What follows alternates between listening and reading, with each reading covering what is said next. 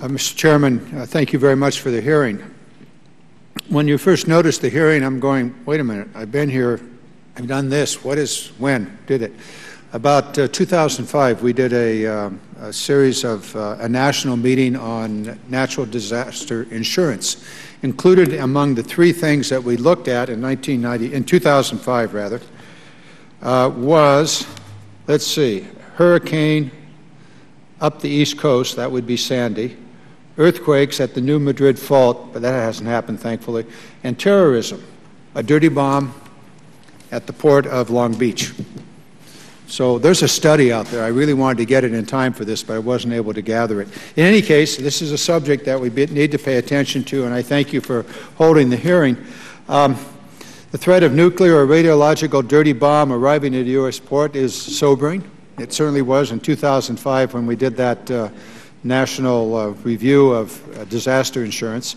An idea was virtually unimaginable 15 years ago, well, not quite 10 years ago. It is now a primary focus of coordination multi-layering strategy involving multiple federal agencies, including the U.S. Coast Guard. By most accounts, it would appear that the global nuclear detection architecture and numerous federal programs, activities, capabilities that are implemented to fulfill this strategy seem to be meeting the challenge of keeping radiological or other nuclear threats outside of the U.S. homeland.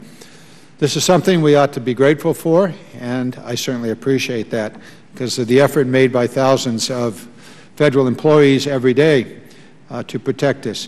And yet, we cannot let our guard down, for even the likelihood of a terrorist cell smuggling weapons of mass destruction into the country in a shipping container may be low, but the consequences would be catastrophic. At least that's what we learned in 2005. And because the risks are potentially catastrophic, we must continue to do everything possible to make sure it doesn't happen.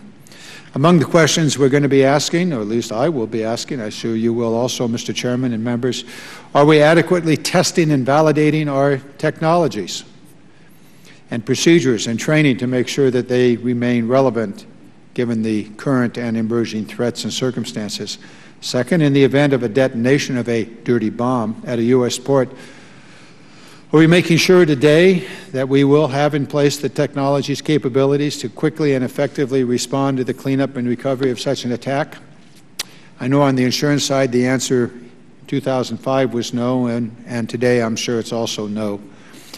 And thirdly, considering that a future terrorist may be homegrown, are we doing everything we can to track and monitor within the U.S. the coastwide trade to make sure that vessels operating in U.S. domestic waters are not a potential conduit for those seeking to do us great harm? Going to be an interesting hearing. Thank you for the panels. I thank the witnesses that were here and looking forward to the testimony. Thank you.